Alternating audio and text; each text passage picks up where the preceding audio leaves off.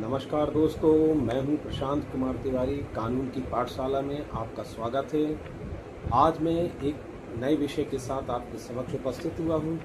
आज का विषय है दाखिल खारिज या नामांतरण उसको बोलते हैं और म्यूटेशन इंग्लिश में बोलते हैं। तो इसके संबंध में मैं आपको एक संक्षिप्त में जानकारी देना चाहता हूं कि म्यूटेशन मतलब नामांतरण मतलब जब किसी जमीन कोई भी भूमि है उसके कब्जे में परिवर्तन है ना, या ज़मीन के मालिक का परिवर्तन होता है तो उसको हम म्यूटेशन बोलते हैं, नामांतरण बोलते हैं। ठीक है ना। तो ये नामांतरण है बेसिकली दो तरह के प्रकार से किया जा सकता है। पहला है उत्तराधिकार के आधार पर। उत्तराधिकार के आधार पर मतलब ये होता है कि अगर किसी के फादर की संपत्ति है, उसके दादा की संपत्ति है, तो उनकी मृत्यु के बाद फौती नामांतरण किया जाता है, फिर उसके बच्चों के नाम पे चढ़ जाती है।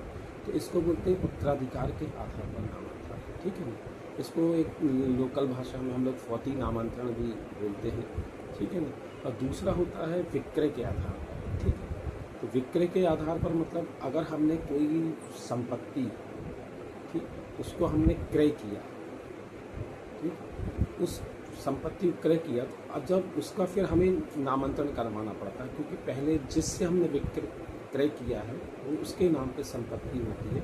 जब हम उसको क्रय कर लेते हैं तो उसको हम नामांतरण अपने नाम करा लेते हैं। तो ये दो आधार होते हैं, एक उत्तराधिकार के आधार पर और दूसरा विक्रय के आधार पर। और इसमें हम ये देखते हैं कि जो अगर हमें नामांतरण म्यूटेशन पेश करवाना है तो इसके लिए हमें संबंधित तहसीलदार के समक्ष एक आवेदन देना पड़ता है, और आवेदन के साथ कुछ महत्वपूर्ण दस्तावेज होते हैं, है ना।